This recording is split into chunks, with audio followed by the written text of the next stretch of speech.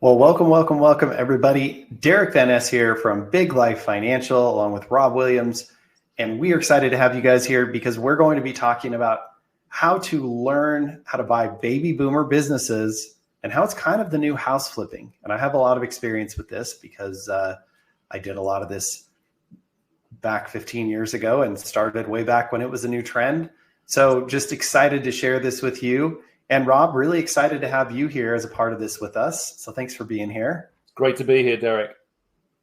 Yeah. And before we get into this, just so you guys know, as you're watching this, we do these webinars on a regular basis, at least once a month, on different financial and business topics: how to grow your business, how to pay less in taxes, how to build wealth, insurance, protection, all kinds of different things. So, if you aren't already looking at those, watch your emails. Check us out on social. You can look up myself or Rob Williams here, and you'll see when we're doing new things and you can join us. But just really excited to have you guys here. It's going to be awesome. And, just as you guys know, we're going to be talking about, you may have heard about this huge wealth transfer that's happening from the baby boomers and kind of moving down to Gen X, millennials, and so forth. And a lot of you may not know, how do I get to participate in that, right? Because I've heard about it for years. Of course, this is coming. Everybody's getting older. But I didn't realize at the time what a significant shift this is going to be. And we're going to get into some of the statistics in a minute here. But also, I didn't realize that I could participate. Like, how do I, as a small business owner, get in and make a huge difference in my own life and in the lives of many of these people selling their businesses in a way that everybody wins and where we can really create multi-generational wealth? So we're going to be talking a lot about that today. And just to introduce myself, just so you guys know, this is not tax or financial advice. I'm not a CPA or CFP. We do wealth and tax strategy. Same thing with Rob. We're not giving that. This is for educational and entertainment purposes. So don't take it as anything other than that. I have to kind of just say that because occasionally people run off and do something silly, right? And I want to introduce Rob here because Rob's an extraordinary guy. If you've ever met someone and you thought, wow, like there's something going on here, and I'm not exactly sure what it is because I was running my business, we were doing really well, and I was introduced to Rob and we just really synced up, right? And I felt like what Rob brings to the table has been the missing part or the missing ingredient to the recipe that we are helping small business owners to build that multi-generational wealth, to build freedom and turn that income that you're working so hard into a whole lot more than just a job. And here's what's interesting about Rob, as you see over here on the slides. Rob sold his first business at age 21. And from what I know about it, he wasn't even seeking to do that. The opportunity came along. He took full advantage of it. And then another opportunity followed that up to do a roll-up with a bunch of businesses in the same industry. And at that point, in his early 20s, Rob had a couple of these under his belt, and he has continued to help people build, scale, and exit businesses ever since. He's done over 30 exits, some of them in the billions. Yes, that's with a B. And so I just feel really, really honored to have Rob here teaching us about, what the sophisticated guys would call mergers and acquisitions. People like you and I would call it buying businesses or whatever. And here's the thing. What's happening right now is very similar to what was happening with the house flipping stuff back in the early 2000s. Remember when all those shows started coming out about, flip this house or flip that house, or I don't know, all home resurrection or whatever people called it, all those shows. I remember when that was happening. I thought it was super cool. I was right in the middle of it. I actually got offered to be on television. I was flipping houses in LA. I ended up doing about 200 of them throughout that stretch of time pre-2008. And they wanted to follow me around with the camera and do the whole thing. I didn't realize at the time I was right in the middle of another massive wealth transformation. And it did incredible things for me. I learned so much. I made millions and millions of dollars and tons of cool things. And then, of course, '08 was a bit of a disaster and super messy. But along the way, I learned what it looks like to be in the middle of a huge trend that's happening. And we see the same thing happening right now with businesses. And so I think it's important for people to realize that not only is this thing happening, but it's an opportunity for you, right? So, and the truth is that like flipping houses and purchasing businesses from people who need and want to sell is not that different. There's so many parallels that I've seen as I've gotten to know this topic and really gotten involved in it. And so I'm just really excited to help you guys see it and understand it. And here's what's crazy. As cool as the house flipping thing is, buying businesses is even better, right? With flipping a house, you have to put a ton of money in. It takes a long time to create that money, and you go to sell it and then you get your money back plus a bunch. With buying businesses, you can have cash flow immediately. You don't have to wait for some future event for that, right? In many cases, the financing can be a lot easier and a lot more creative than what you can do with real estate. And so there's huge opportunities there that Rob's going to talk a little bit and touch a little bit on. And what's crazy is like with a house flip, you had a ceiling. Like a house can only sell for as much as it's worth in its neighborhood, right? It's kind of limited by that. With businesses, there's literally no ceiling. You can take this straight to the moon. And that's super exciting because when you get a winner, you can turn it into something massive, right? So I'm just really excited about this and can't wait to have Rob share a little about it. So I've kind of set this up or teed this up for you a little bit, Rob. Why don't you kind of start talking by just letting us know your perspective on this and why you think business acquisitions are the best asset class in the market right now? Thank you, Derick. And there's an awful lot to cover on this subject. So we're going to try and keep things as simple as possible and explain the circumstances and situations where mergers and acquisitions can really help scale and grow your existing business, can be a great investment opportunity for you as well. But I think I'd start off by asking you the question, and it's always interesting, Derick, if you could go back in time and buy real estate before prices exploded, then would you? Yeah, of course, right? What I call a no-brainer. Yeah. Absolutely. And, you talk about your experience, and for a time, it has really been the gold rush of small investors or people that understand how to be able to create that margin of buying low, fixing up and selling high. And there isn't a huge difference really to how you can use mergers and acquisitions to be able to do that as well. But I think what you find in real estate is the market has been saturated for a while. Interest rates are getting higher, maybe level off now, but for the last couple of years, it's been pretty testy. And then you make money once and then you have to do it all over again. So that's what happens when you're flipping houses, right? But What if I told you that there's a better asset to flip? An asset that starts generating cash flow on day one. It can be bought with no money down using SBA loans and seller financing. And it can be flipped for significant amounts of profit within as little as 24 months. Now, that asset is small businesses. And right now, we're in the middle of a massive business ownership, probably the biggest ownership in transfer in history. And we call it the baby boomer exodus, a once in a lifetime opportunity, really, because, there are so many baby boomers that, during the sort of the period in the US in the 60s and early 70s, when everybody was entrepreneurial and the environment economically and socially or societally was absolutely the right time to think, I don't need to work for the man. I'm going to strike out on my own and I'm going to create something that meets a need within the local community. But whilst there are millions of these baby boomers now ready to retire, 70% of them have no succession plan. So they haven't given any thought to how to create a business that's attractive, that somebody may want to buy, and that's their exit. And then when you consider that 80% of their wealth is probably tied up in this business, this creates a real problem. There's an element where they have to take what they can get. So millions of these businesses are going to sell at a discount because there is no competition, and we're in a situation where there's oversupply.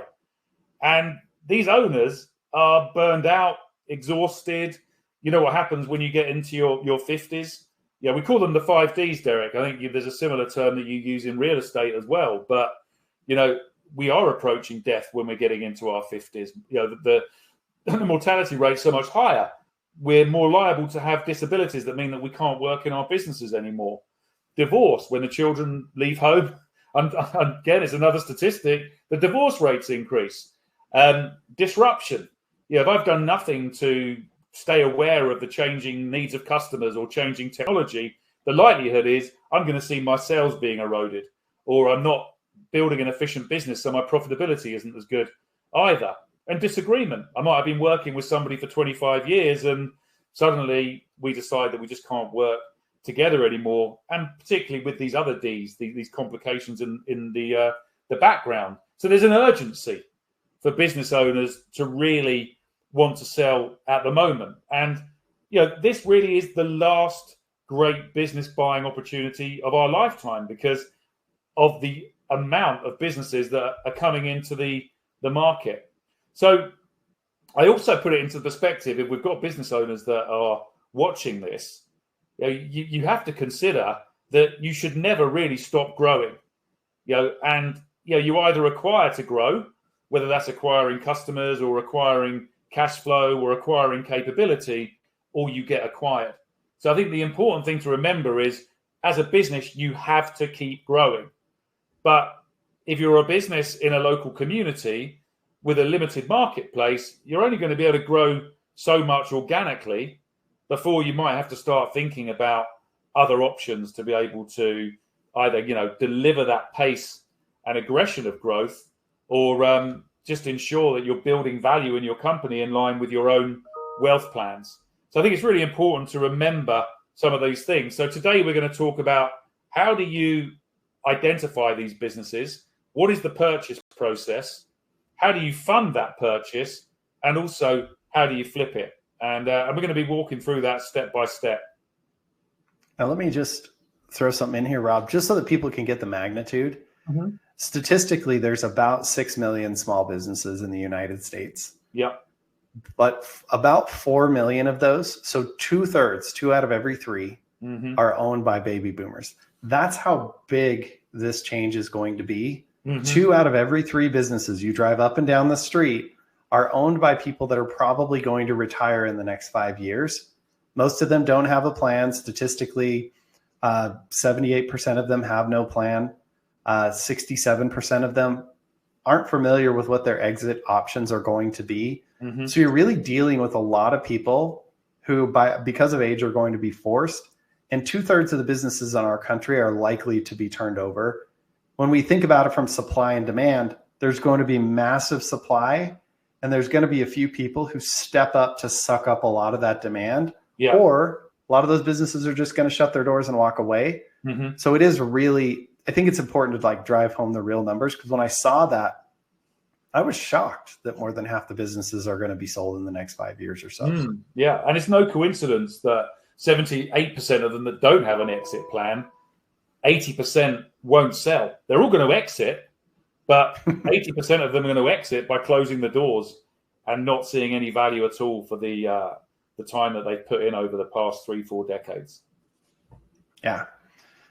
Very good. So let me ask you, Rob, a lot of people, when they think about this idea of buying businesses, might think, well, that's not really for me. I run a business, but I built it, or maybe I just bought this single location.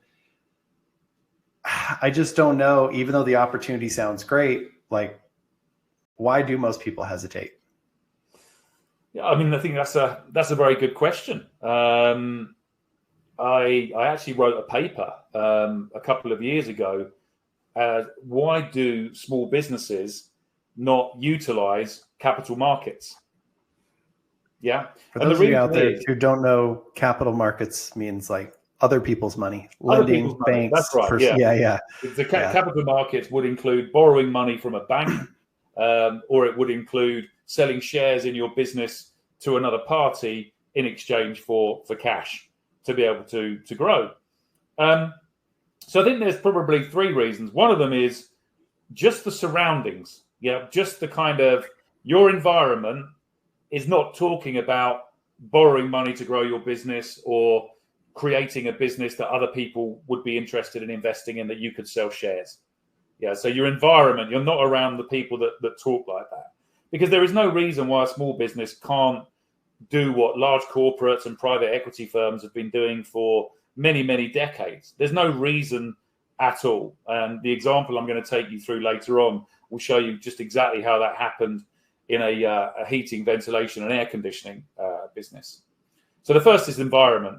The second is, I think, we're almost conditioned to be risk aware and have that scarcity mindset. So, why would I want to give away, some of my business? I'll be missing out then. Or, I'm really worried about taking on debt. What if I can't repay it? Rather than thinking, why don't I take that debt, invest it into this, and then look at how I'm going to increase my income or earnings or profitability or the valuation of my company. So there's a switch, I think, that people need to make in their own mindset around risk and opportunity, scarcity and abundance. And then the other one really is just know-how and knowledge. And why people think they have to do these things on their own is beyond me, because there's always someone out there that has the expertise that can work with you to be able to explain exactly how buying businesses can work for you. And people buy businesses for three reasons. The first reason is cash flow. It's a great way of buying cash flow and leveraging debt in a way that ensures that, the amount of money that's flowing through the business that you can reinvest, increase in working capital.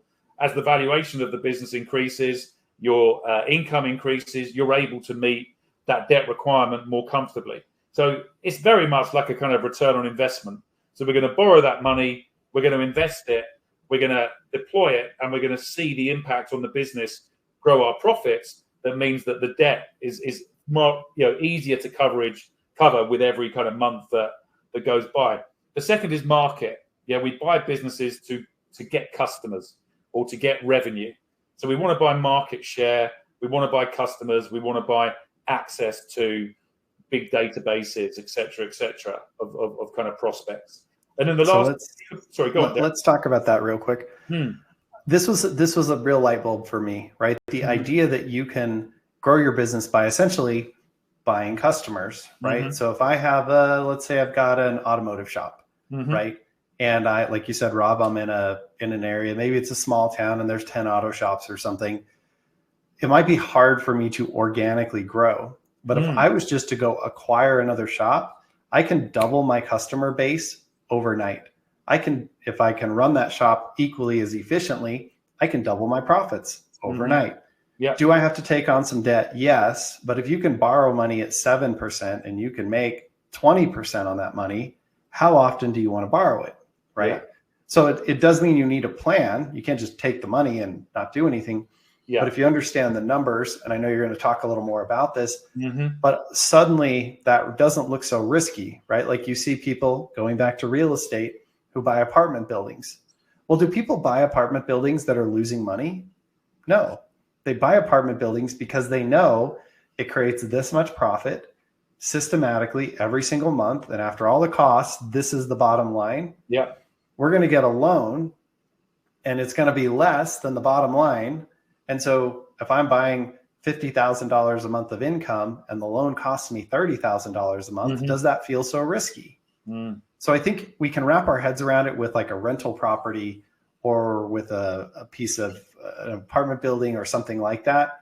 But when we get to the business world, we start to think it's different. And it isn't that different, is it? No, it isn't. And I think when you're looking at buying customers, always ask yourself, how much would it cost you to be able to get that growth in other ways? And how much friction is there to be able to achieve that? So I'm thinking advertising. And a lot of people struggle with marketing. So I'd say for many, it's a non-starter anyway.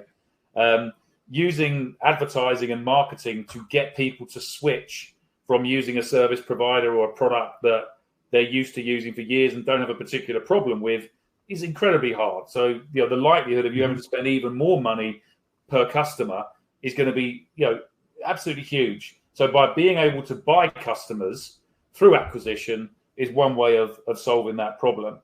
There's also some synergies. So we can look at, when you're growing a business, you're normally looking at markets and the products and services that you provide. So we want to try and grow our companies as much as possible by just selling more of what we're currently doing into our existing market. That's the path of least resistance.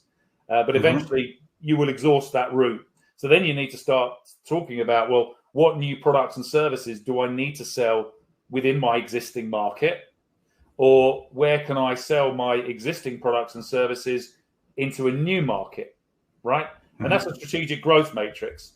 And then we ask ourselves, do we buy, do we build, or do we partner?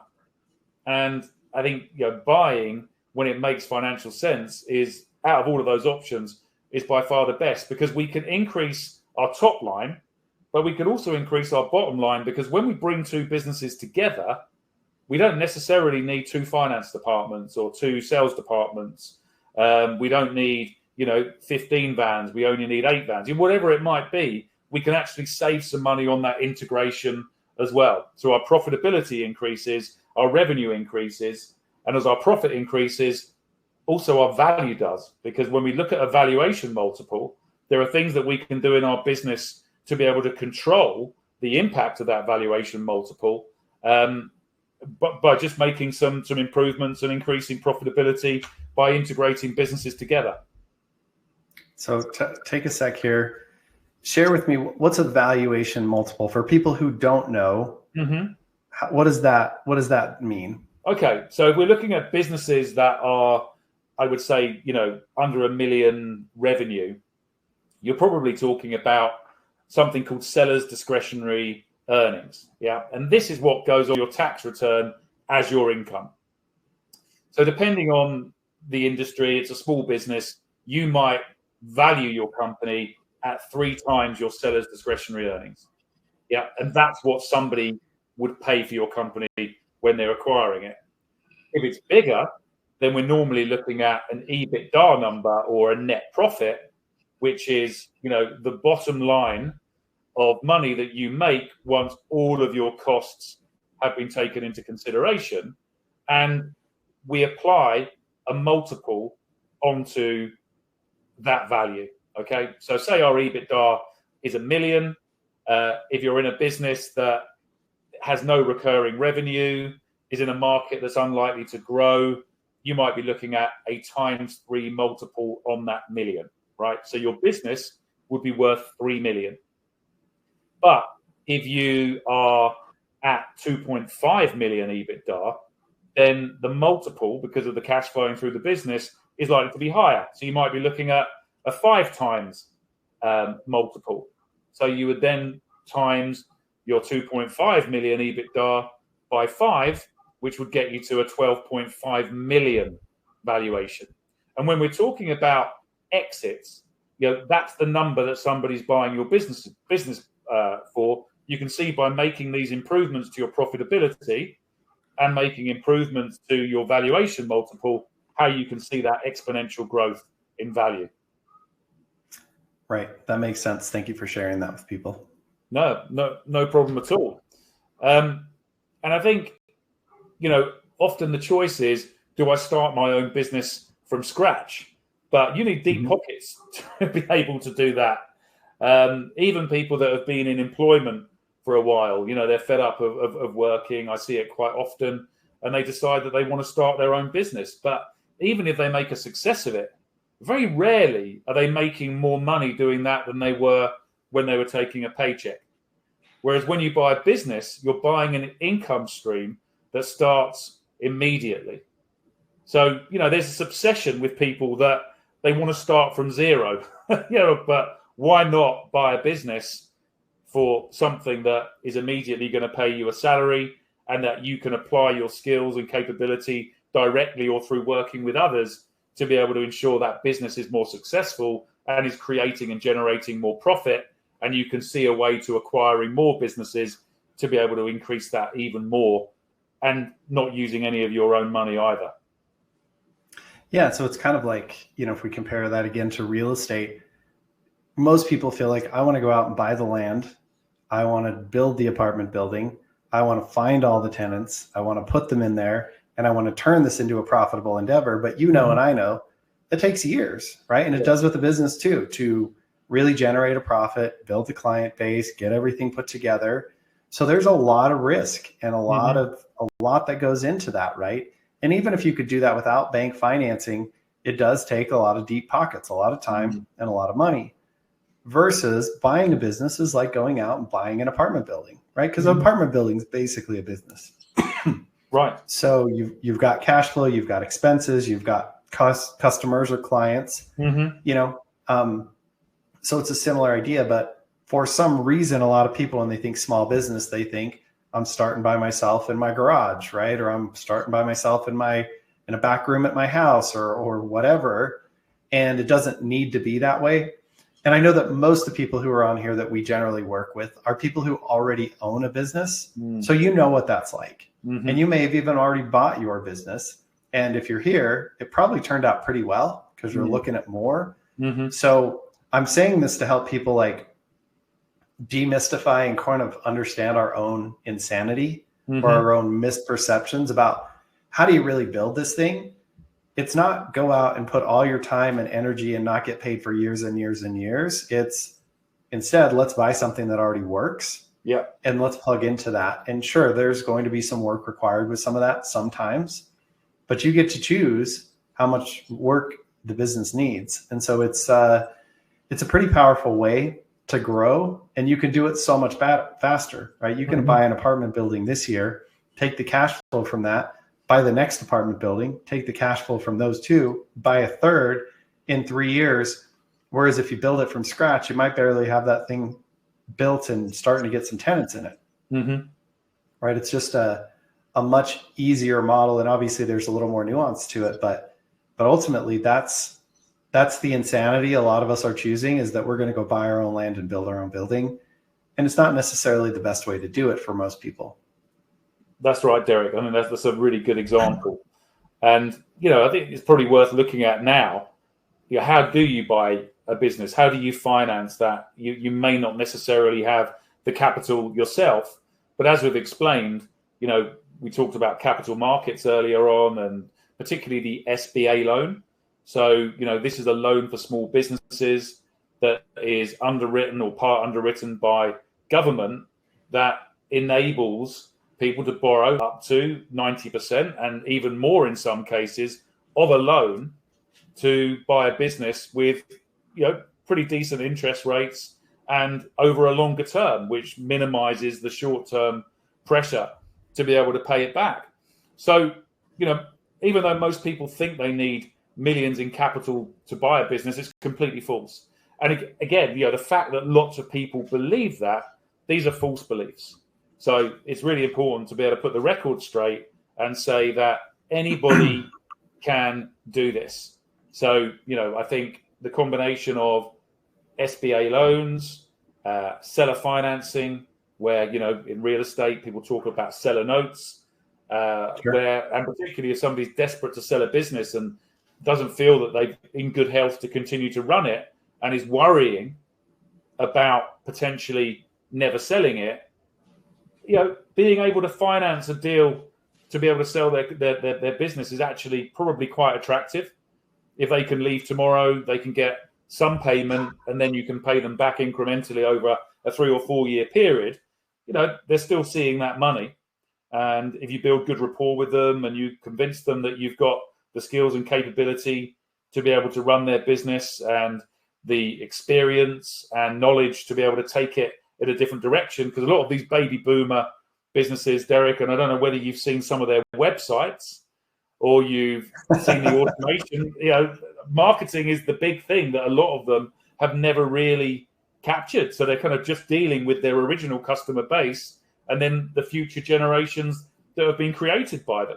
So in terms of knowledge of how to identify markets, how to use branding and what have you, it's just not there. So if you're a good marketeer, this is a really great opportunity to get them excited about what you can do with their legacy and with their business. And if you'll protect their legacy, so if they've got staff and you can give them certain assurances that you're not looking to change anything huge and you're not looking to take their name out of the business, then that can also be quite attractive to them, because legacy is a really quite, it's a big driver for a lot of these baby boomers, and around why they may not have given up their business so far. So there's different ways that you can finance these businesses without necessarily having to pay your own money, which I think is really important. And I think there's a number of examples, but there's a laundromat that we supported an acquisition in Texas, and the buyer got an SBA loan for 90% and seller financed the remaining 10% over 3 years, and that was a profitable business from day one. So what I don't understand is why people still want to go out and raise capital for startups when actually banks prefer funding acquisitions over new businesses, because the risk is so much less. Sure. As we know, 90% of startups don't exist after 12 months. So where is that sensible for their customers to be investing money in that? Whereas a business with cash flow, good working capital, predictability of return on investment against capital spent, it's crazy really why people don't see that angle more often. Yeah, I think a lot of people are just averse to debt, right? They're worried about debt. What if I take that on? What if I can't pay it? And that's why I use the apartment example, because I think most people can wrap their head around a rental property or an apartment where it's like, I'm buying an income stream that's much more than the payment for the debt. Yeah. And it's been doing this for a long time. So it's probably going to continue to do that. Right? Versus, hey, I'm buying this complete unknown that I don't know if it works or not, and I'm taking on a bunch of debt for that, which is sort of what a startup is, right? Exactly. So I think it's kind of important to kind of just recap that we've talked about why people don't necessarily think of acquisitions as being a good opportunity. We've talked about this now being a limited time for people to really seize this oversupply in the market and great opportunity for buying businesses at good prices. And we've also talked about how you can finance these acquisitions without using your own money too. So I think there's kind of 3 really good reasons why, if I was a business owner, a light bulb would just gone off and I'd be like, okay, so what do I need here? Yeah, that's what I want people to see is like, I can do this, even if I'm not sitting on millions of dollars. If I can go out, especially if you buy something in your own field, right? If you're a dentist and you buy dental offices, or if you're a construction company and you buy another construction company or whatever, like, that industry, you understand how it works. You've got some reality of what am I taking on here? And you can identify, you don't have to buy every business you come across, right? Just like you wouldn't, when you went to buy a house or rental property, you wouldn't buy every single one. You'd find the one that works for you. Yeah. Right. And I know you teach a lot, Rob, on how to build a profile for that. And we won't have time to do that. But yeah, you can really get good at this. And honestly, when I started flipping houses, it was scary as heck. I was living in an apartment. I think my rent was $565 a month by the beach in Los Angeles. And I was going out. My first house I bought was about, this sounds really low now, but at the time it wasn't that low. It was about $300,000. Yeah. Right. And to go from my rent is $565 to buying a property, but I was buying a property that was worth $300,000 for $170. Right. And suddenly it was like, oh, okay, this makes sense. But it was scary because I hadn't done it before. But when I looked at the math, I'm like, I could screw everything up. And I kind of did on my first one. And I still was profitable, right? I made as much on that house as I made working for 6 months in my job. Yeah. And then I thought, well, God, if I could do 2 or 3 of these a year, I'd make more than my full-time job, and it's a lot less work. Then here I was 3 years later, and we were buying 3 a month, not 3 a year. Yeah. Right. And suddenly, like, it opened up to me that, like, this is a thing, right? You see the people on TV, they're doing a house or 2 or 3 every month. Whereas most people think, oh, if I could just do one of those here or there, that would be great. Same idea with businesses. Once you understand it, it becomes a conveyor belt, and it gets pretty exciting. So I want you guys to really start to see the opportunity that's before you. If you could just get past the fact that I haven't done this before, if you're buying income streams that are more than what you're borrowing, how many times do you want to do that? You got a black box, you put $1 in, and 3 comes out the other side. How many dollars do you want to put in that box? Right? As many as you can. That's kind of what we're looking at here. There is a little bit of a learning curve for sure, right? But this is not rocket science. I mean, you go to local businesses every single day, and the guys and gals who are running those businesses, they're not rocket scientists, right? They figured out a thing and they understand it. And if you're buying stuff in an industry you understand, or a complementary industry, you've got a huge leg up off somebody, over somebody coming in cold off the street. So I think it's worth, like, I'm trying to explain this in a way that you can really wrap your head around, because once you see it, you won't be able to unsee it happening all around you. That's right, Derick. Absolutely right. And the other perspective is that you said something very interesting earlier on. This isn't something I would go into and think, I know, I'm going to go and buy a business that is in this sector, without having a kind of, what's the long-term play here for you? Yeah. Mm-hmm. So you've got to have a plan. And then I think the acquisitions you make align to that plan. Whether the plan is based around the kind of overall valuation that you want to exit a business for in the future that is linked to your wealth goals, or whether that plan is linked to kind of shortcutting your own business growth. So you've probably got a 5-year strategy, but you may not have considered acquisitions. So how might acquisitions shortcut some of that organic growth that you've thought about? And I meet a lot of business owners, and to be honest with you, they're deluding themselves in terms of where they think they can get the business to and the size of the market. There are some people that think they can get a business to a valuation, and I don't even think there's that many deals happen in the market a year to be able to get them there. So, when we do our analysis, we have to be realistic around, okay, so what does it look like to be able to get to that number, or get to that kind of number of acquisitions? And the other thing is, we've got to make sure that what we call a platform company, the first business. So if we're talking to business owners, I would expect that they would be looking to integrate and bolt on the businesses they acquired into their platform company, the company that they own now. Now, that company isn't working. Integrating other businesses into a company that doesn't work is going to create a lot of nightmares for people.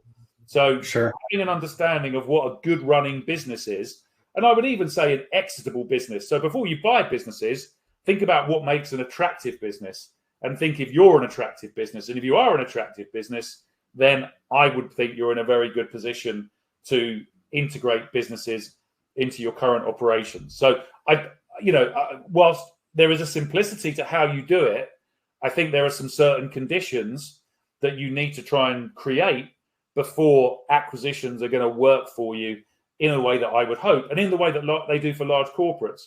Because large corporates would be what you would consider to be mature organizations. They have good processes. They have great leadership. Everybody's clear on what that business is trying to achieve, their role in that business, what's acceptable and what isn't acceptable. And there's performance metrics right the way through. That is a great business to then be able to integrate other businesses into, and use your maturity to grow the valuation of the businesses that you acquire as well. So that's the kind of thing that I do teach, Derick, rather than just kind of that standalone, how do we go out and buy businesses? It's, well, let's just think about your overall plan, and let's link your financial, business and personal goals, and start thinking about what that acquisition strategy looks like to be able to deliver that outcome.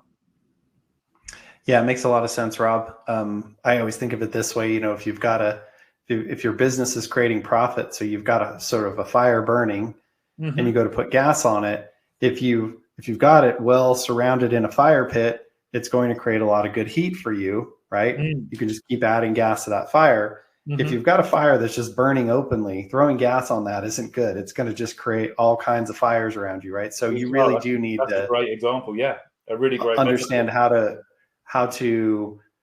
have a good business and you were talking about a good sellable business, right? We sometimes Mm-hmm. call that an investor grade business, a business an investor would be interested in.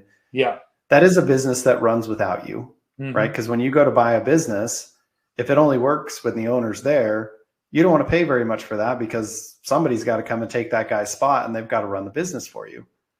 But if they've built it in a way, you're buying a job, is what we say.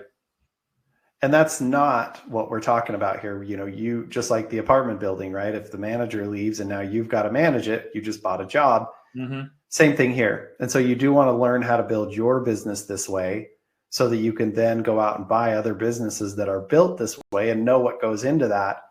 That's going to really set you up. So really great distinction. And I appreciate you kind of laying that out. So maybe take me through. I know a lot of people are like kind of excited. Okay, this is cool, but they're a little bit afraid. What are some of the pitfalls people run into when buying a business? Where have you seen the mistakes come up? Just so we can pull the curtain back on that a little. Yeah, sure. So the pitfalls that you tend to find are very much around the honesty and the face value of how the seller is presenting the business to you. Sure. Just in the last month, we've had 2 seller finance deals that people have been trying to do before speaking with us because they've seen it as opportunism. Oh, great. Exactly what we're talking about, but I can get a business and it's not going to cost me any money. But they haven't kind of thought about the amount of time and effort that they're putting into trying to negotiate the deal and line things up. One of them, somebody they're interviewing for the role of operator for the business that they were acquiring, went behind their back and did the deal themselves, which isn't uncommon, unfortunately. The other person got into a situation where they thought they were buying a business that was much more marketable, but there were some certificates, professional certificates, that should have been spotted in due diligence. But if you don't know what you're doing, you don't necessarily look out for these things. And they were a license to practice. They were a license to trade, and they'd expired. So they had to put the business on pause. They had to kind of approach the certification body, and that involved hiring someone as well with the credentials to be able to perform that task professionally. And they were from the industry, so they should have known it, but they didn't have that due diligence checklist. They weren't working with a lawyer that was there to avoid them from making those kind of mistakes. I've also seen overinflated email lists. So, in terms of buying the marketing capability, people that have talked about, I've got an email list of this many people and these are our conversion rates. And when they've got into that business, they've discovered that they're all dead. They've been spamming them for the last year, and it's just not something that is going to be, monetizable. These emails are not going to lead to customers because they're dead, but it was sold as part of the asset of the business. So what's really important is having somebody that really understands the numbers, understands working capital cycles, so the amount of money that you need in the bank to continue to cover the cost of the business and the costs associated with delivering growth, and looking at the peaks and troughs of demand.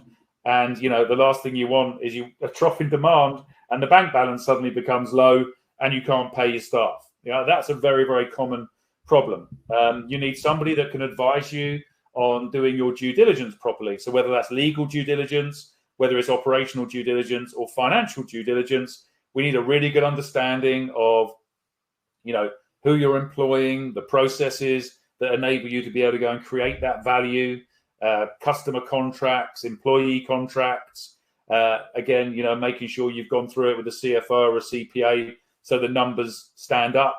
And you can look at that over the last 3 years. And if somebody's been extracting money for the last 3 years, making it look like a cash cow, have they neglected the investment in capital equipment that's needed to be able to drive growth and drive the creation of profit? So it's really important to be able to have those people around you to help you navigate the information and analyze that information to de-risk the acquisition of that business, but also ensure that that value is defensible. So there's no point overpaying for a business if you don't think it's worth that amount of money.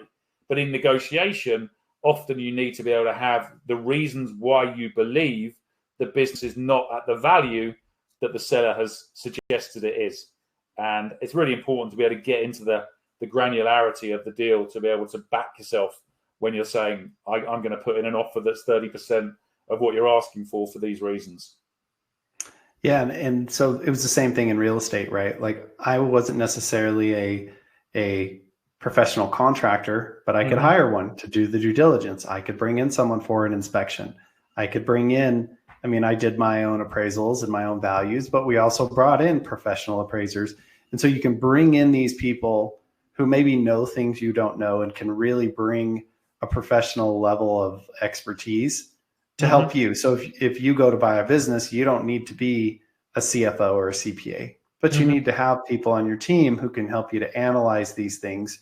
So it's the same thing, right? It can sound scary, but a lot of what you're talking about is the seller being unscrupulous, right? They're lying to you about profits. They're setting things up or misleading with how things are running or what's going on. It was the same thing with houses. People would tell you the house is great, and you'd go in there and it smells terrible and there's animals running around and it's a dump, right?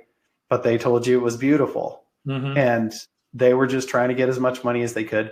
So you being a professional and learning how to be a pro, which isn't terribly difficult to do, especially if you've got some guidance and good people around you. But yeah, it's the same idea there. You got to be able to do your due diligence. You got to understand your numbers. And once again, like you said, Rob, if you know what you're trying to accomplish, then you can make sure that this checks the boxes. Exactly. And, it does come down to making sure you've got those checklists in place. We haven't talked about sourcing either. So where do you find these businesses? So a lot of people will sell the businesses. So I look at, there's two different types of seller. On the one hand, there is the active seller. So I have made a conscious decision that I want to sell my business and I'm going to put it into the market, whether I'm using online marketplaces, whether I'm using brokers. I'm actually, proactively looking for a buyer, and there is a price on the business, and there's an information memorandum, which is another term that people might not understand. But the information memorandum it's like the listing when you're buying real estate. So it breaks down the history of the business, the ownership, the reasons for selling, the numbers, anything about that business, the story, past, present, and future will be in the information memorandum. And that should be enough information for you to be able to decide whether that's a business that you want to acquire or not. So a good place to start is look at the business for sale marketplaces, things like Biz Buy Sell. It's a bit like going around Zoopla or one of the real estate websites, Zillow, and sort of looking at what houses you would desire, how much they cost, and start again surround yourself in an environment of looking at the types of businesses that are for sale. They're very searchable, so you can put the industry that you're currently in, and it will bring up a list of businesses that are for sale in your area within that. But then there's also the businesses that aren't proactively for sale, that you can access that data and you can reach out to them. And letter writing has been a thing. I think it was in real estate as well for decades, where you just write a letter to the owners of a business, explain what it is you're trying to do, and why you're interested in speaking with them, and using that as a kind of outreach. And it's also, set yourself up. If you're deciding that you're going to acquire businesses, change your identity from being an owner operator to an owner investor. I now own my own investment firm, and I'm looking for businesses to acquire in this sector. If you know anybody, then please let me know. And hanging around in places where business owners are likely to be, or people that know business owners, is a really good start for that. So the country club, first class lounges at airports, when you're getting into conversation with people, that's exactly the kind of introduction that I would do. And a lot of people say your first acquisition is already in your phone book. So start changing your identity and how you're positioning yourself to the people around you, because I always find people want to help. So if you tell people, actually, I'm looking for this kind of thing, if you know anyone, let me know, you'd be surprised that that's going to generate a few conversations. It definitely does. And I think you present yourself differently, you think differently, you look at things differently, you have different conversations. And, you know, they often say that luck is where opportunity meets preparation. Mm-hmm. And you're doing the preparation by being in that mindset and being aware. And then the right thing falls in your lap and people say you're lucky. But the truth was you were out there looking and being a part of it.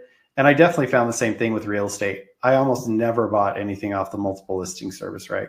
Yeah. We bought everything direct from owners. Off market. We did letters, we knocked doors, we did signs, we did all kinds of things. Obviously, businesses are slightly different, but it's the same idea. There's a ton of people who are thinking about selling. They're just haven't jumped over that fence. They've been too busy running their business. They've got other things going on in their life. They're a little bit scared and nervous about it. But if they find out, hey, there is someone who wants to buy my business, suddenly they're ready, right? And those are the great ones because they really are ready, but you also don't have everybody else in their ear, and you don't have a business broker telling them their business is worth twice as much as it is and all the other stuff so that they can get the listing, right? You really can do a deal person to person. There's no rush. And then you do end up with a lot of people who haven't thought about selling their business, but have to, right? I used to buy a lot of houses from people who it was a health situation, right? Their parents are getting old and they have to go take care of them, or they have to move across the country, or they want to be close to their kids or whatever. And they're like, you know what, if you can give me X so that I can move across the country and be with my kids in California, then I'll take it. Right. And they aren't trying. Everyone thinks that business owners are trying to get the most they can for their business. That's not true. In most cases, people are trying to solve a problem. Yeah. Now that problem might be, I need money for retirement, but it might be, I'm good. I just need someone who will take this over and not be a jerk to my employees. Yeah. It might be, I need someone who's willing to take over the lease because we got a 10-year lease on this property. And, you know, maybe we signed it for a little longer than we should have. It could be a lot of other things. You know, most of the houses I bought, it could have been something like, hey, I rented this to my son and now he won't pay the rent and I don't want to evict him. Yeah. I bought a house that way, right? Lots of divorces, lots of, you know what, I'm going to eat, pray, love, and go to Bali for the summer. Like all kinds of things happen, and it's not about money. Yeah. They're trying to just check a box and move on with their life. And in many cases, that is a huge opportunity for you to buy something below value and take care of that person and solve their problem. Yeah. That's really where a lot of the opportunity is. And Derick, you know, you talked about my background and, you know, what I achieved at quite a young age, but that was only because I would absolutely obsess over things like How to Win Friends and Influence People, and read that book and religiously absorb it, because everything you've talked about is rapport building, it's relationship, it's asking questions, wanting to get to know people's stories. And you have just described 7 individual stories that, you know, once you can get into and understand where that point of scarcity is that needs to be met, or that point of desire, then you know exactly how to position yourself as taking on that business. So I think that's a really important factor. Valuations are pretty straightforward in the sense that, like comparing property, yeah, there's always going to be a market rate. So like we said earlier on, a multiple of seller's discretionary earnings or a multiple of EBITDA. And then it's on a range. If there are really good things about that business, then they're going to want more for it. And if there are things that aren't so good, then that valuation is going to slide back. And if you can understand, you know, what the factors are that are increasing the value and what the factors are that will decrease the value, then again, that's something that you can use to your advantage when you're in negotiations, whether it's early stage relationship building or actually getting into discussing the price and why you think it's worth less than the seller actually wants for it. So I think that they're all really, really valid points that form part of all of this. But we talked about that transition from owner-operator to owner-investor and programmatic acquisitions and building a system that can deliver the outcome that you want in line with your wealth goals or where you see your life in the future. And I've got an example of a programmatic acquisition journey over 4 years for a heating and ventilation company that I'd love to share, because I go into a lot of detail. I know we haven't got a huge amount of time left, but I think it's worth just going through it so people can see, how do you go from a 3 million valuation at day one to, at the end of year 4, nearly 100 million. Yeah, that'd be great. It's incredible. So let me share my screen. Mm-hmm. So where are we? Should be a button at the top with the screen on it. Yeah, it's what I'm sharing, Derick, is what's causing me difficulty here. Technology. Oh, I know. Right, I think we've got it. Perfect. Soon AI will do all this for us anyway. So, well, I can't wait until that day, to be honest with you. Right, there we go. Let's try again. Aha, there we go. So, just confirming that you can see this coming on now. Yep. Perfect. So, what we're talking about here is, where are we going? More technology issues, Derick. Yeah, that's okay. It's just bear with me. See, we can't work computers very well, but we can buy businesses. That's how easy it is. We can. So when we talk about people's stories, hopefully you can see the yellow slide now. Yes. This, like I said, this is where we took Glyn from 3 million to a 92 million in valuation, and they exited with 38.25 million in 2 acquisitions. That's all. So I think this is a really good story to tell. I think a lot of people will be able to relate to it, and all done with no money down, all using capital markets. So let's go back again. For some reason, it doesn't let me drive the slides through the webinar. So I'm going to have to drive it through the PowerPoint. And then, of course, got it. Now it's got stuck, which is doubly irritating. You couldn't make it up. But effectively, the first acquisition was something that was at about a little larger company, so it was sort of 2 million EBITDA. This core business was a project business, so it was sort of like one-off deals where they would have like an installation as a really good example. So really lumpy. When the money came in, it was good, but there wasn't that comfort of a recurring revenue line. And a recurring revenue is one of those things that will increase the valuation of a company. Okay. So the strategy and the goal was always, how do I build a 100 million company? So the first thing was, well, where have we got gaps? So they wanted to buy a recurring revenue business that was much more like a service business. So this was quite a thick business in terms of managed service effectively. So they would work with more fractional people. When they won the business, they would price it up. So they wanted to go to a recurring revenue model that gave them, again, much more attractive, a higher valuation, and that constant cash flow where they weren't hoping that the deal would close, because that's quite often what you get in those project and install businesses. So they bought the service business. Like I said, it was about double their EBITDA, so about 2 million EBITDA on that one, which brought the overall EBITDA to 3 million. Okay. And a higher valuation. So you just by doing that transaction, you've gone from a 1 million EBITDA, at a 3 times multiple. So the company was valued at 3 million.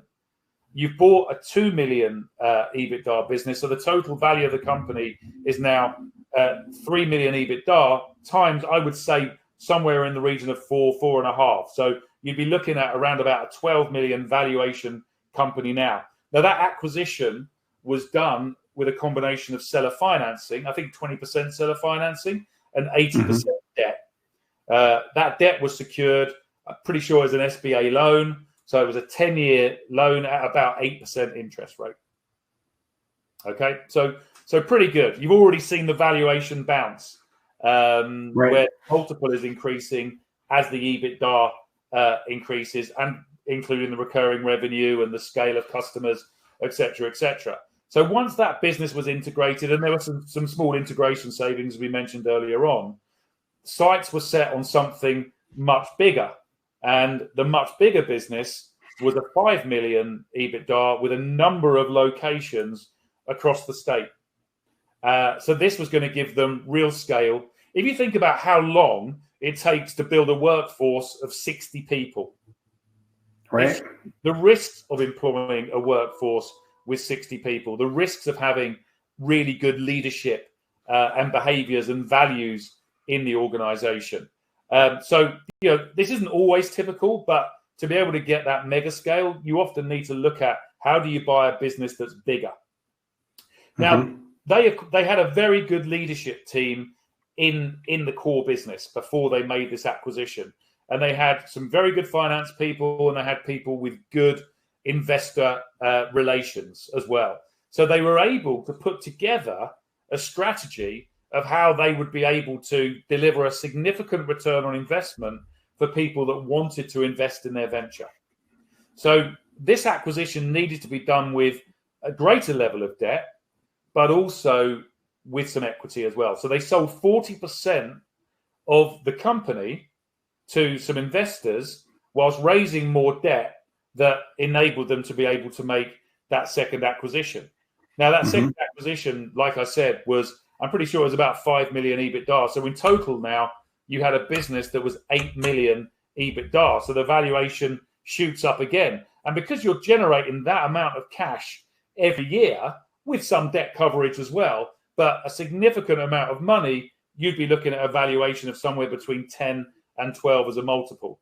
So that's where you get the business up to a 100 million valuation. And that's where you look to try and exit it. So when you exit it, you pay down all of your debt. And I think from memory, the debt was around about 20 million. So that left about 76. And then from there, we paid out 40% to the equity shareholder. And we still had our 60% share, which I think worked out about 32.5 million. So 32.5 million made off the back of a 1 million EBITDA business inside 4 years.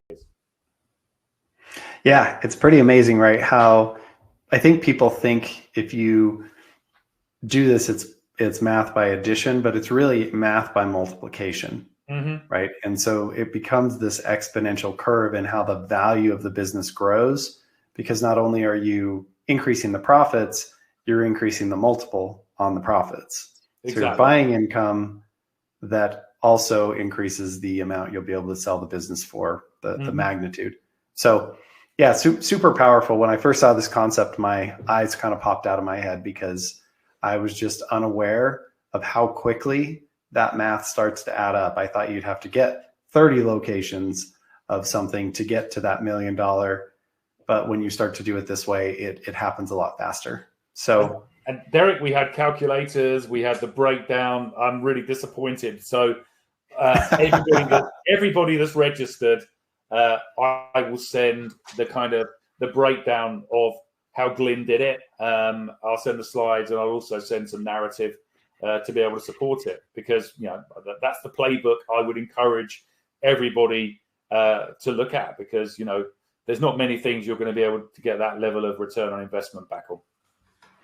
Yeah, and so Rob, that's part of what we want to offer people. Anybody who's taken the time to go through this, we do want to offer you a workbook where you can walk through this exact same thing as a free gift.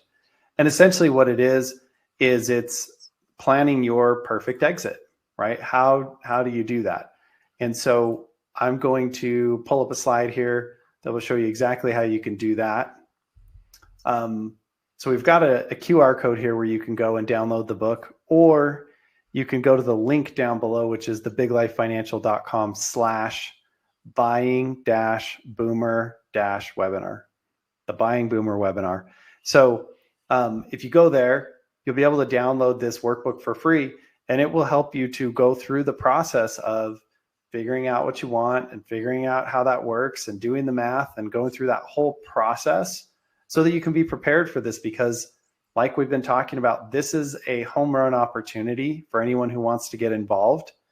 And if you download the book, it's also going to give you an opportunity to talk to someone on our team who can talk you through. We have a coaching group that talks about this. We've got, you probably saw on the slides that Rob had, if you want to work with Rob one-on-one, we have an exit ready opportunity. If you're really serious and ready to go and want to work with him one-on-one, that's an opportunity.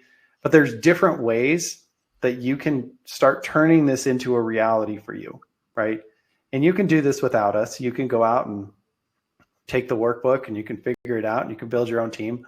Or if you want to know more, like, how does this work for my situation? How do I figure out and start putting this in place? Where do I get the people who can help me do the due diligence, who can help me to look at the market and so forth? We can really help you with those resources. And that's why we have sort of the group format, and then we have the one-on-one format, depending on where you're at in that journey. But honestly, guys, I think over the next 5 to 10 years, you're going to know people who do this. Just like you probably know someone who's flipped a house, you're going to know some people who figure this out. And the first one might be a little scary because it's their first time. And listen, the first time you do anything, it's a little scary. But once you understand how it works and you can see the power, like Rob showed, this doesn't go 1 + 1 = 2 and 2 + 2 = 4. This goes 1 + 1 = 5 and 5 + 5 = 20 and 20 + 20 = 200, right? Like the multiples get really insane. And I don't want to overpromise that, but that's just how the math ends up working in a lot of cases. So this is your opportunity to be able to take advantage of that. And I know we're kind of gone past the hour here. Rob, is there anything else you wanted to add before we let everyone go here?